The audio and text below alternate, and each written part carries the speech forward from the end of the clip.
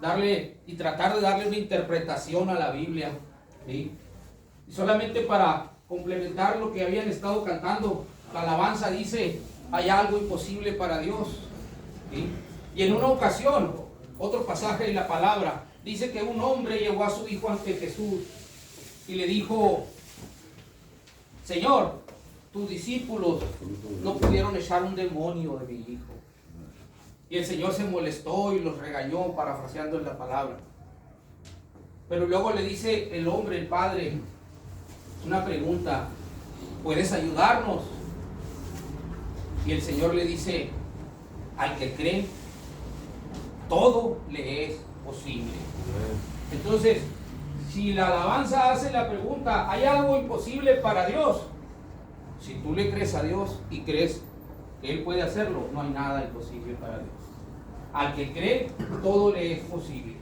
Y entramos en esta palabra que hoy quiero compartir. Y para entrar en contexto, el pueblo de Israel era un pueblo también guerrero.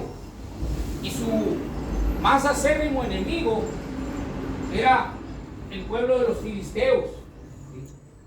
Y el primer rey que tuvo el pueblo de Israel, porque antes de esos eran dirigidos por los profetas, por Dios a través de los profetas, pero pidieron rey, y el Señor les puso como primer rey al rey Saúl, uno de los personajes que hoy serán tocados en esta palabra. Y empiezo a leer una porción de la palabra, vamos a ir de poco en poco, que dice en Primera de Reyes 31, del 1 al 6. Los filisteos fueron a la guerra contra Israel, y los israelitas huyeron ante ellos, o sea, iban perdiendo y mejor salieron huyendo. Muchos cayeron muertos en el monte Gilboa. Entonces los filisteos se fueron en persecución de Saúl. ¿Quién era Saúl? El rey. El rey. Y cuando en la batalla el pueblo que iba perdiendo, el otro trataba de llegar a su rey, que era el líder, ¿sí? Entonces por eso dice la palabra que se fueron en persecución de Saúl, pero también estaban 3 de sus hijos en esa batalla. Y dice enseguida: y lograron matar a sus hijos, Jonatán, Abinadab y Malquisúa. La batalla se intensificó contra Saúl, y los arqueros lo alcanzaron con sus flechas.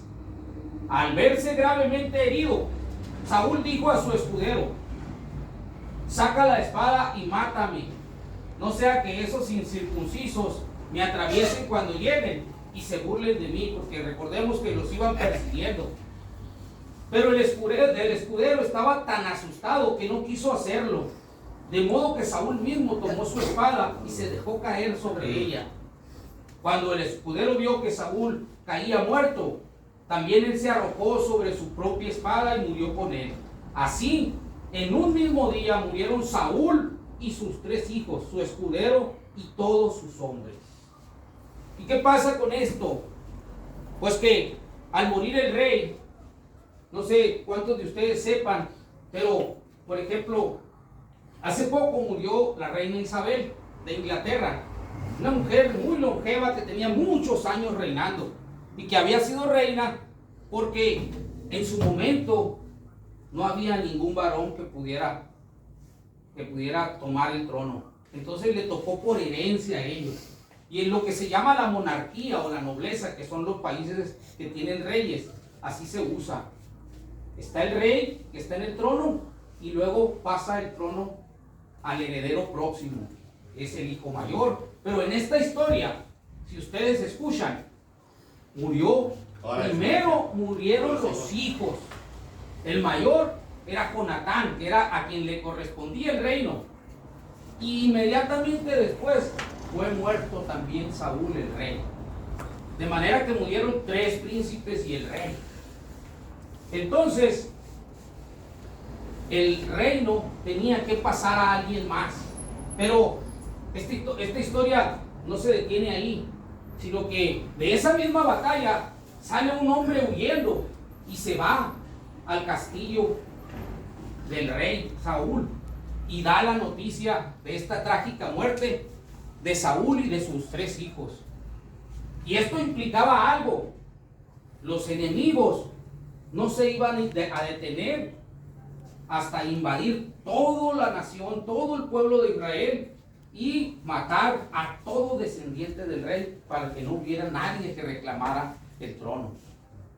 Entonces, cuando la noticia llega al castillo, hay un hijo del hijo mayor del rey, o sea, el hijo de Jonatán, ¿sí?,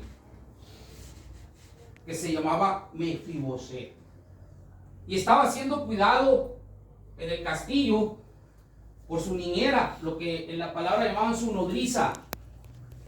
Y esta mujer, al oír de la noticia, quiso proteger a ese